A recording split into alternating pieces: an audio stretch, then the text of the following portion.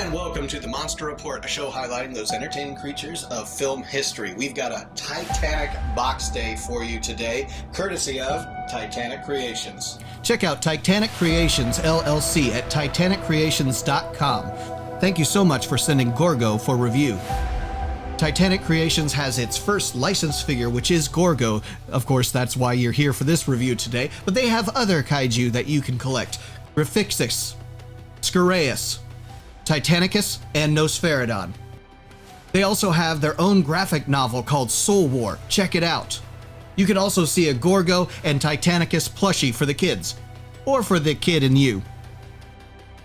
Set yourself up on titaniccreations.com with your own account and register with your email address so you can subscribe to their newsletter and see all the latest updates from Titanic Creations. Thank you so much for sending Gorgo over for review, Titanic Creations. Check out titaniccreations.com right away. They've got some great products. You want to check them out and support all that they do. This is their first licensed figure, Gorgo. And here we have him finally at the Monster Report HQ. I've been waiting a while. I've been seeing other guys out there who've done reviews on this. And I've been so excited to get him here and get him unboxed. So you're joining us here on the Monster Report. Today is Box Day.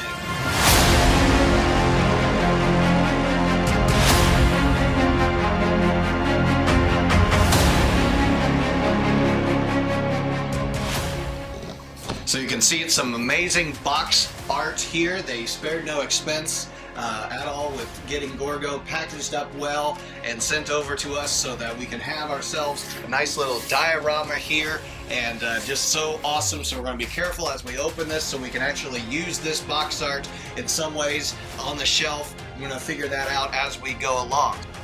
The box art was created by the kaiju artist Matt Frank and includes this amazing depiction of Gorgo set up in London with Big Ben towering above him and falling apart. It also didn't forget about the crazy guy with the sign, "Repent, the end is nigh." Taking a look at this box art, you can see the depictions of Gorgo when it was taken to London, so he could be set up as an amusement act at Dorking Circus. Take a close look under the circus lights and you'll see Gorgo's claw raising up over the protective wall. On the side of the box, Frank has depicted some of the billboards hovering over London. A double dip of delicious, works real good. Have a drink. There's our little crazy guy on the streets. Alright, slip him out of this box. Keep this for safekeeping. There we have it. All kinds of cool stuff in this excellently well-preserved way of shipping him without any damage. And you'll note that this is probably going to make some noise as we get these little blisters undone. And behold, the mighty Gorgo, or Ogra. You know what? For today's sake, he's just Gorgo. That's what he is. Yes, I know this is supposed to be the mama Ogra who comes in, but the thing is, since the movie was shot with one suit for the same creature, you know, the mama, the infant, and the adult, that is what we have here. So there's Ogra, and then we have the mini Gorgo. We have the alternate head. Very cool.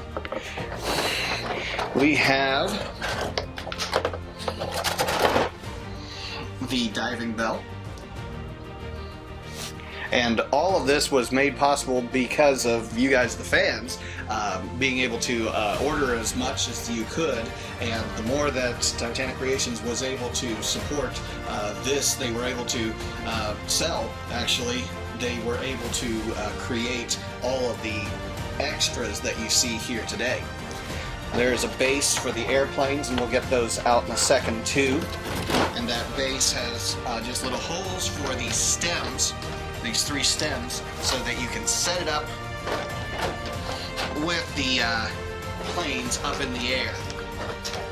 And if you could get it so that, of course, Gorgo was, shot at night, you wouldn't be able to see these black stems because they won't reflect any light. And very carefully, we're going to get Big Ben very beautiful golden tower Big Ben and the little planes out of here. There's the little planes as they're trying to defend London from the giant monster Gorgo. There we have him. Okay. Gorgo's mother, or Ogra, stands at 6 inches tall and is 12 inches long. This figure is very poseable with 26 points of articulation.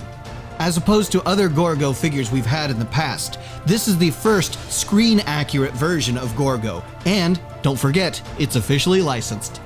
The alternate head has light-up eyes. They glow in the dark, so be sure your kids know that before they walk into the room. So, what do we have here? We have this beautiful figure with some articulation with the 2 different heads, and it's obvious that the 2 different heads have articulation in the jaw. Of course, we're going to start with Gorgo here first, and we're going to move on to all the accessories. So there's some really good flex in all the articulation points here. A lot of the times you get these figures out of the package and you're having to kind of get them moved into place because they might be a little stiff at first, and you're getting a little of that with the elbow joint there. Got a wrist joint. I always love the claws of Gorgo. There's this really good picture of Gorgo's claw that's coming down on top of the boats, the little boats where all the fishermen, and they're trying to figure out what's going on in the water. They've got divers, in the sea, and so they see this claw come out of nowhere after they spear Gorgo right in the face, actually, and this claw comes right out of the water, and it's, if I had to guess, it's a 1-to-1 scale claw that they must have built for a very quick shot where it comes back down onto the boat. And of course, he's just going to town on all these different boats. So this looks so very much like that hand that was created. So Dope Pope, you did an awesome job with this. Of course, the articulation in the jaws there. We've got some head movements, and we have some neck movements. There is no articulation in the ears, but I wouldn't make that either because they would be so small. I would say that they'd have some likeliness to break. So definitely, you gotta pick the articulation points. You can't have every single point articulated on them. So I definitely understand why they wouldn't do that. So you've got the upper neck and kind of the lower neck to the torso, and then the torso has some movement there. Actually, there's quite a bit of movement left and right there. Not so much up and down at all in there, but I understand why that would be. He shouldn't be, doing ab crunches or anything else, and the rear of him back here would prevent a lot of that articulation, so I understand why that would be the case. Same thing with Godzilla. Of course, he's got those dorsal fins in the back, and you're always going to have that kind of running into him here. So, on down, the articulation into the hips. The knee goes left and right instead of up and down, and with these kinds of hind legs, if you will, these lizard legs, you're going to get that kind of idea there, that it's going to be a rotation rather than a rotation left and right instead of a rotation up and down. Very nice. We've got articulated toe claws there, and articulation left and right into the ankle. And so really like how that articulation, how it even though it runs into each other, you don't have to worry about too much of these articulated points standing out because everything's painted very well, and that doesn't make it stand out. I also like, the back toe claw, if you would call it a dew claw, I'm not exactly sure. I also talked about that ankle joint. It is on a ball joint, so you do have more articulation there into the foot. Switch around to the tail, and a lot of NECA and SH Monster Arts Godzillas, and you Godzilla fans out there will note that there's all this nice articulation in the tail so that you can move it into different positions. Not a lot of different positions because, why would you ever have the tail, doing something like that? But you can. So there's no reason for it to be that way, but the tail on Gorgo is not very big compared to Godzilla. Some of those tails can be just incredibly large on the NECA and SH Monster Arts. So there we have Gorgo. And we have the infant and the adult. Okay, so to scale, I am not sure exactly the scale of if this would be the case, because the scale of the movie really changes a lot. So whether this would be appropriate to that scale when they're, walking off to sea. There's at some point a shot that the mama's foot goes right into the arena where the baby is, and it just seems like that would be way too big for Gorgo. But it is a 1959, 1960 movie. It is a classic movie, so we can forgive it for some of those scale attributes. But I think they did pretty good considering all things, actually. So there's no articulation into the baby Gorgo, as I understand it. Nope, it is standalone, but it is still a good-looking figure, kind of like our Battle Cat from that Mondo Battle Cat review. We've got the baby to go along with the mama. So there you have that. These planes, nothing much to say about them except for just they work. They work really well. 3 identical planes there to set up so that you can make the attack on Gorgo look really animated and alive. So get these stem pieces, and these can be moved around and bent and flexed in different ways so that you can set up the planes however you'd like. So with setting up the airplanes, took a little break to kind of figure out the process of it, and bending and flexing these stems into place. One thing you'll note is the balance of it. With this base being very small, you kind of want to just move them about so that the weight is balanced. And of course you've got the balance happening in 3 different directions there. So if you have one plane going way off to one side, it's going to tend to want to fall that direction actually too. And so you might not want to have them all just 3 straight up, way up in the air as you're displaying them with Gorgo. But if they're kind of encircling Gorgo, that kind of works actually really well. And so I like that. I like how you have that flexibility with it. I would say if there's any kind of improvements that I could suggest would be to have that base just be a little larger or maybe a little heavier. But again, it is what it is. A lot of these things you find out after the fact. We have the diving bell, and this was how, of course, that the fishermen, or at least the men on the ship there, were able to capture the baby Gorgo, was by getting a man in that diving bell. And I think this is one of the most unsafe things in all of movies, any monster movie, because they put someone in that diving bell and it just becomes bait for the giant monster to attack. The beast from 20,000 Fathoms, the scientist and sailor that was in there, in that diving bell didn't last long. Did they learn their lesson with Gorgo? Well, he did survive, barely, but they did catch the baby to put him in through the circus and all of that and exploit him. But of course the rest is history. The mama came looking for the baby, and it didn't work out too well for them. Real quick with the alternative head, almost identical in every way except for the glowing eyes. So we have some differences there, which we will get some shots of the glowing eyes so that you can see that. I always love this about Gorgo. The teeth are not, anything that are, too large in this. This would probably be correct with the biology of something like this. We don't have large fangs that are hanging down or anything like that.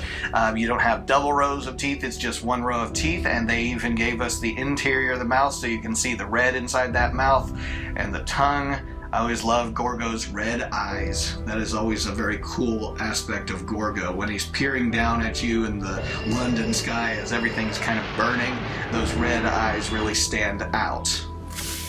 And let's get to possibly my favorite of this, which would be the Big Ben Tower. I think this is just such a perfect way to get this diorama set up and to sell this, whether you want to display the Big Ben in one piece. If you want to separate it and make it look broken, you can have it laying there on the table next to him like he's already broken it. You can also display it like it's in mid-break, however you'd want to do that. And they actually do give you a little bit of a hint as to how this is supposed to fit together with that little notch that they put there, so you can see that it's supposed to be fits together that way. You might, be reorienting yourself, but thank you, Titanic Creations, for giving us that little notch to show us where that's supposed to be, so you can get that broken look like Gorgo's in mid-attack and actually smashing Big Ben Tower and before it falls to the ground. I think the color of that's really nice, though maybe the only difference might be if I were to make this figure, I would make the Big Ben Tower maybe a little darker because it was night. This is a very bold and bright gold. I do like that. Of course, it looks really well contrasting with the dark color of Gorgo, so maybe there is something to be said about that because it will stand out well actually while Gorgo's attacking it. So there is something to be said about those kinds of aspects. But lighting is a big part of it, and the paint of Gorgo really reflects the idea of this being seen at night. Mostly you do see Gorgo at night. You don't see Gorgo really being lit by a lot of natural lighting or even the street lights and stuff. Very dark lighting, fires that are going on in London and what have you, any kind of ambient light that might be out there. That's why the figure is going to be a very dark, deep green. And unlike Godzilla, Gorgo is green. Later versions of Godzilla were green, but for the most part, he's depicted in green in a lot of posters, but he was always more of a dark charcoal color. Gorgo, though, being the British version of Godzilla, he's actually depicted in green. And so, really well done, Titanic Creations. I've got no complaints whatsoever. This makes for a really great setup on the shelves. And because we do a lot of comparison with SH Monster Arts and NECA, I figured I'd grab an SH Monster Arts here for scale. So Gorgo is just a slightly larger scale than this 62 Godzilla that we have here. But as far as articulated points and all that, both of these companies have done well to hide those articulated points as well as they can, give them some good paint and good articulation, but at the same time not sacrificing the style of how it looks on the shelf for articulation. So I think they do well with that, but again, just slightly larger than your typical SH Monster Arts figures. And so, there we have it. Titanic Creations, you do wonderful work. I'm so excited to see what you've got coming up in the days coming up. As I understand it, there's an X Plus version of Gorgo also being designed by Dope Pope. So Dope Pope, keep up the good work. Mac, everyone at Titanic Creations, and everyone who supported Titanic Creations, keep up the good work. I'm excited to see what you've got coming next. And for me, Nick Adam Poling here at the Monster Report, this has been another episode of Box Day. Like, subscribe, comment, all of those great things. You can find us on Facebook, Instagram, Twitter, or X as it's known as, or Twix.